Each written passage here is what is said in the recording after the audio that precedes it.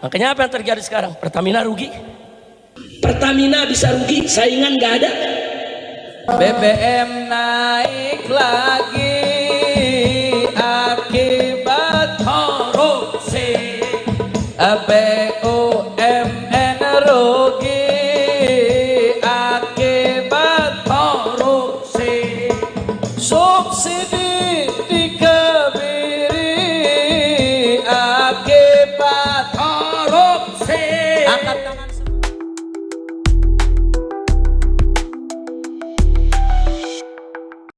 Assalamualaikum warahmatullahi wabarakatuh. Balik lagi bersama kami di podcast Diskusi Mahasiswa, podcast yang membahas isu-isu nasional. Kita ngobrol santai tapi tetap kritis. Bersama saya Duta dan teman saya. Tentunya saya adalah Azhar. Saya Muhammad Amal Mufid. Jika kalian ingin bergabung bersama kami, hubungi kami di Instagram kami di @dppfmi. Dan buat kalian yang ingin berdonasi, bisa catat nomor rekening di bawah ini. Dan untuk kalian yang ingin terus mendukung channel ini, podcast ini, jangan lupa like, komen, share video ini ke teman-teman kalian pastinya, agar teman-teman kalian bisa merasakan kritisnya obrolan mahasiswa. Betul. Ngobrolin apa nih kita hari ini nih? Sangat berat sih itu. Oke, kita mulai dari datanya dulu ya. Dilansir dari Februari 2023. Dari Kompas Februari 2023, Kejaksaan Agung menyebut kerugian negara akibat korupsi impor minyak Pertamina tahun 2023 itu mencapai 190 triliun. Waduh. Kalau ditarik dari 2018 ke 2023 nih, bisa tembus sampai 980 triliun. Gila nih, bisa nyampe 1000 triliun yang hilang. Kenapa ya akhir-akhir ini kita selalu mendengar berita-berita buruk Bang ya? Bahkan nih pada Juli 2025 ada tersangka yaitu bapak dan anak, yang mana mereka itu adalah seorang pengusaha minyak, yaitu tersangkanya adalah Riza Khalid dan Keri Adrianto. Riza ini disebut sebagai pemilik saham atau perusahaan impor minyak, sedangkan anaknya dapat keuntungan dari markup kontrak, jadi bisnis kayak keluarga aja gitu. Dan sangat merugikan negara bisnisnya. Maksud saya tuh jadi bisnisnya keluarga, bisnis keluarga tapi merugikan rakyat, seperti bisnis antara penguasa dan anaknya menjadi wakil presiden itu loh. Aduh, jangan ke sono Mar. Kita ngeri sekali. Menurut ente gimana sebagai mahasiswa Har? Gimana ngelihat kasus ini? Ya, jelas kalau kita lihat ini bukan sekedar hal yang individu ya, tapi ini sistem yang memungkinkan ada mafia yang bermain di belakangnya. Dengan nilai yang fantastis 193 triliun ini, itu sama saja menutup utang negara untuk berapa sektor. Jadi kita bisa nyicil di berapa sektor gitu. Ke Cina atau di mana. Jadi masalahnya bukan cuma kebocoran uang, tapi kepercayaan publik yang akan hilang. Kalau kita tarik lebih jauh nih, kerugian ini bikin Pertamina merugi terus. Padahal Pertamina itu backbone energi nasional. Jadi kalau duitnya bocor, wajar lah subsidi kita hilang. Aduh, bener banget lagi. Dan menurut data ini, Pertamina ini masih menguasai sekitar 85% pasar retail BBM di Indonesia. Artinya, kalau ada masalah di Pertamina ini, otomatis pasar BBM nasional ikut goyang.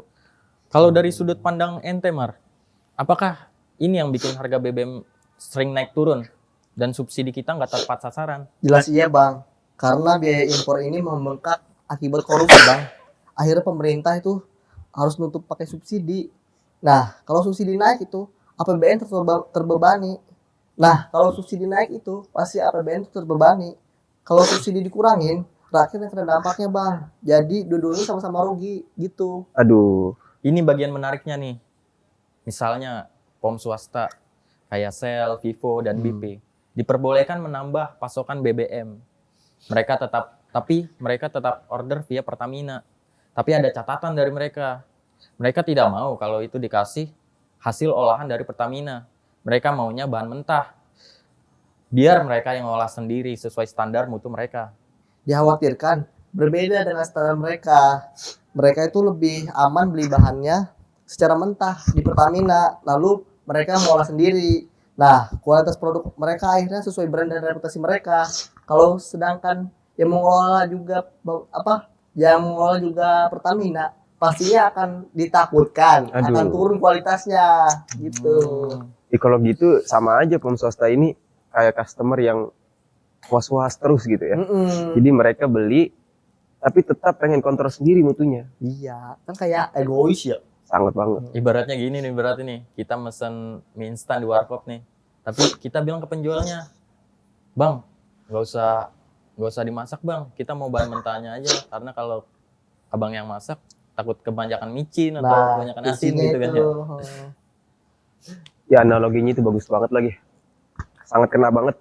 Jadi intinya POM swasta itu harus tetap order dari Pertamina pusatnya, tapi tetap pengen punya otonomi biar mengolah sendiri dan sesuai dengan standar mereka. Nah, sebenarnya kan hal kayak gini kan wajar aja nggak sih?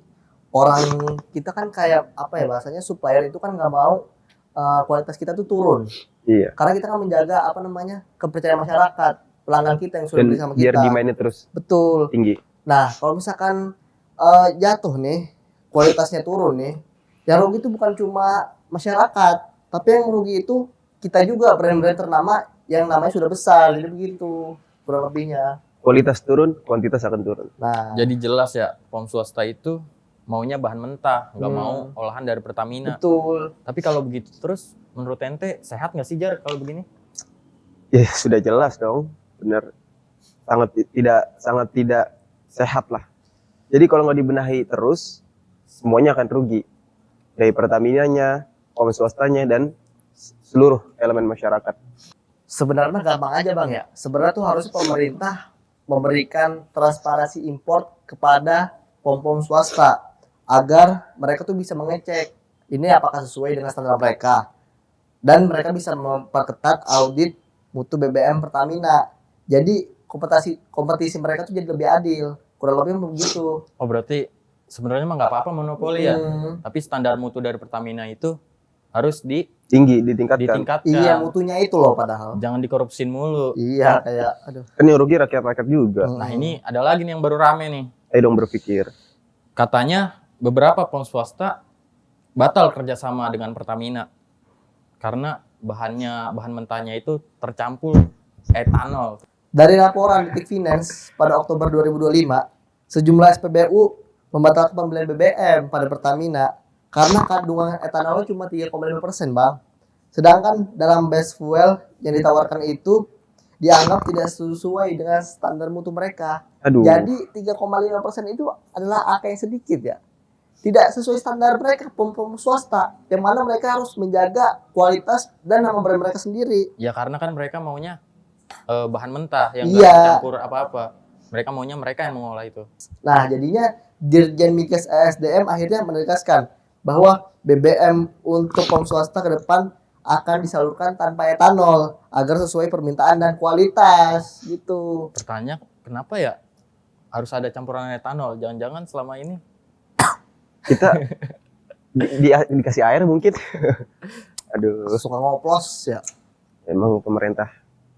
Oknum-oknumnya sih harus benar-benar dibersihin. Nah, oknumnya itulah bikin masalah. Pemerintah banyak yang baik, apa namanya pejabat-pejabat, tapi oknum-oknumnya inilah oknum Yang- kalau dikumpulin jadi satu kantor. bisa segudang. Iya. Aduh. Biasanya kan kalau di kantor-kantor itu kan ada tikus pakai dasi. Tikus berdasi. Ya, Dan tikus itu kan biasanya kan dikasih kucing ya. harus Ya. kalau baru dikasih kucing. Iya biar mati. Nah, itu dia kuncinya kucing. Aduh, kalau gini masalahnya ya. Jadi Pertamina itu harus mengubah komposisinya ya. Komposisi bahan bakarnya tanpa transparansi ke mitra. Ya bisa bikin masalah besar gitu. Karena POM swasta itu punya konsumen yang loyal dan terus-menerus berkesinambungan dengan standar yang tertentu jelasnya. Nah, lebih dari itu, isu ini juga bisa membuka wacana penting nih.